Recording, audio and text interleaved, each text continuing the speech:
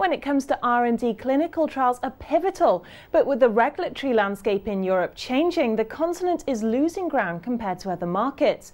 With me to discuss is Dr. Georg Mathis, President and CEO of Appletree CI Group. Well, Georg, how is the approach to clinical trials changing, and what sort of impact is this having in the medical industry? The industry faces the fact that clinical development becomes much more expensive in a market which is slightly depressed. The requirements on clinical development, on medication and medical device development have increased dramatically over the past years. This is mainly due to the fact that clinical data have to be much more extensive and the quality has to be much better.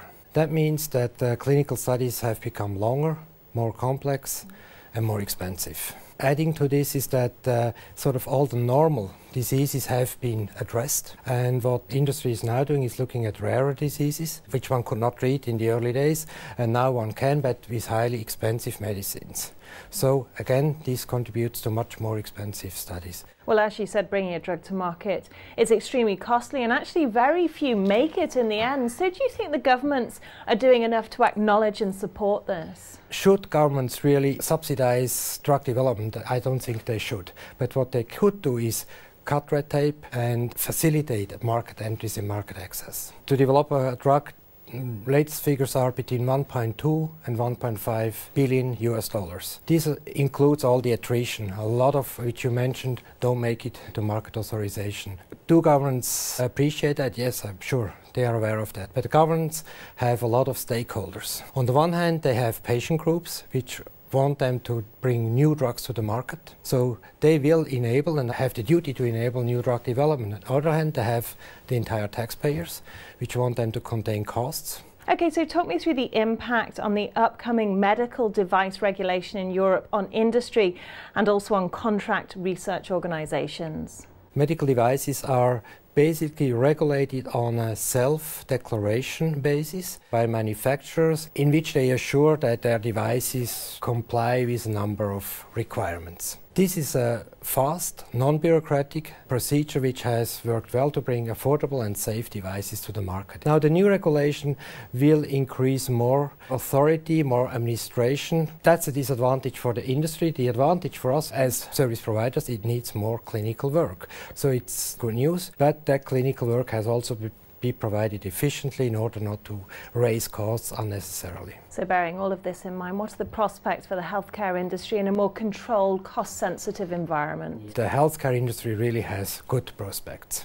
We look at an aging population. We look at the more affluent population worldwide. Example here is India has more affluent people than the entire population of America, and these people can afford healthcare, can afford even expensive healthcare. However, the growing demand is exactly what creates problems for healthcare providers and governments, because their funds do not grow proportionally. The industry will grow, but it will grow at lower margins.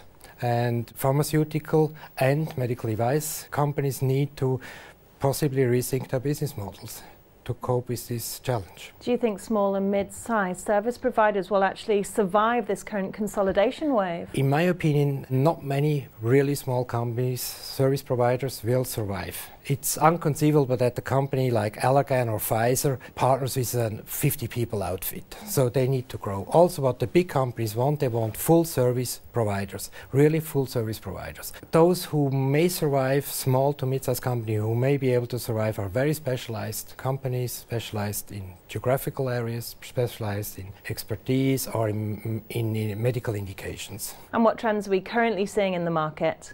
As discussed, we do see really two opposing trends. So we do have two movements: very expensive drugs for a small group of patients, which of course from an ethical point of view deserve that treatment, and we do have the mass market, which is served by generics. Overall, the market will grow, but as I mentioned, at smaller margins. Finally, how do you see the clinical trial market evolving in the future? In my opinion, the cost pressure, exactly the cost pressure which we discussed, which is part of the reason for the consolidation, will contribute to a growth of the clinical service market. Clinical trials are extremely complex, require experienced staff, complex organizations, and if they are within a company, not always use that capacity. So it's void capacity. So outsourcing is an attractive option to optimize costs.